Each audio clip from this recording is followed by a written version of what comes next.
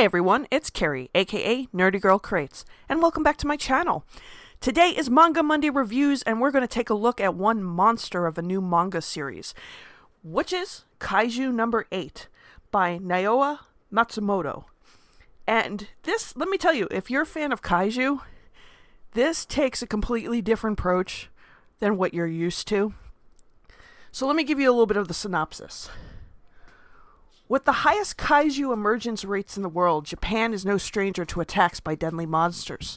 Enter the Japan Defense Force, a military organization tasked with neutralization of kaiju. Kafka, a kaiju corpse cleanup man, has always dreamed of joining the force. But when he gets another shot at achieving his childhood dream, he undergoes an unexpected transformation. How can he fight kaiju now, when he has become a kaiju himself? And yeah, that's pretty much the plot of it. It's a good mix of action, monsters, and comedy. And the lead character, Kafka, I think I'm saying that right, he is not your typical, main protagonist. He's in his 30s. He's someone who, when he was a kid, him and his best friend, Mina, they both really wanted to join the Defense Force because they got sick and tired of watching the kaiju destroy their hometowns. So they made a vow to join, and when they finally do, Mina's the one who succeeds, and he ends up being on the cleanup crew. And it's actually kind of funny watching him being on the cleanup crew and trying to deal with all the guts and the body parts, and he always gets stuck with the worst job in the world, which is intestines. But it is really funny, and it takes an interesting approach because he has now the powers of a kaiju, but he's got to be careful because he's now finally getting the chance to apply to join the force, and if they find out, he knows he's going to be hunted. So it's an interesting new type of superhero, if you want my opinion. I love the art style. There are some characters in here that are kind of like, but they're not like in it enough for me to be annoyed with. There is even the sidekick that kind of gets set up for him in this, who is trying to keep his secret for him and also at the same time trying to apply for the force as well. I can see this going to be becoming an anime if somebody actually decides to go ahead and make it. It would be really interesting to see this in action. I do like the fact they went with an older character for once. And, he plays up his age, and he gets called old man a lot by certain other characters. But it's also funny, when he realizes what he's become, the whole scene is just hilarious. And it's, like I said, it's not your typical kaiju. I mean, it's not your Godzilla, it's not your Pacific Rim. It's actually really funny, action-packed, and it's like I said, it's a new type of superhero. As somebody who's a big fan of superheroes, it's kind of like Guyver, but instead he's an actual monster.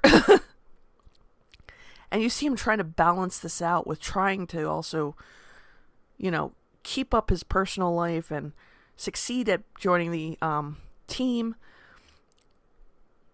and at the same time dealing with the kaiju that emerge. And he knows that people are going to be scared of him when they see him, and he's trying to kind of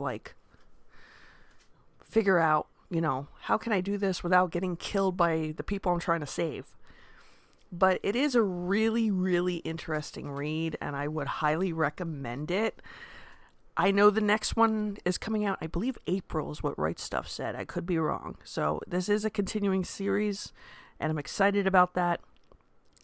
I like the designs of the monsters in this, especially the main character's kaiju form.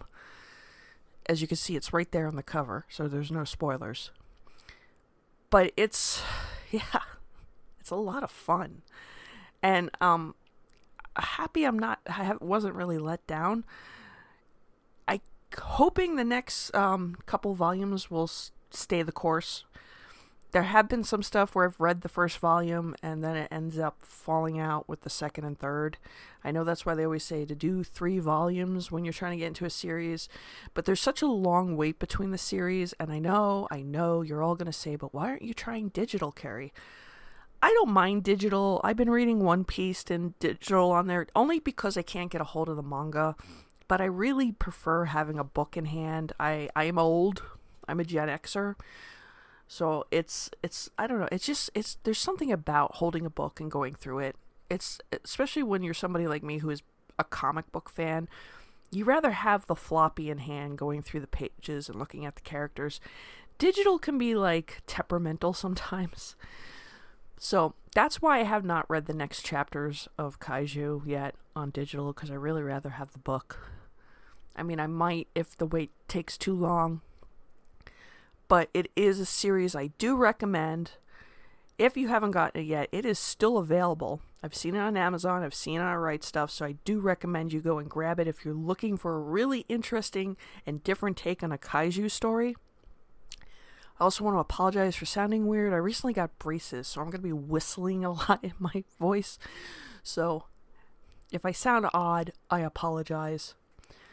So tell me, what did you think of Kaiju 8? Have you read it? Are you looking forward to it? Are you going to get it? Do you recommend something in the same category?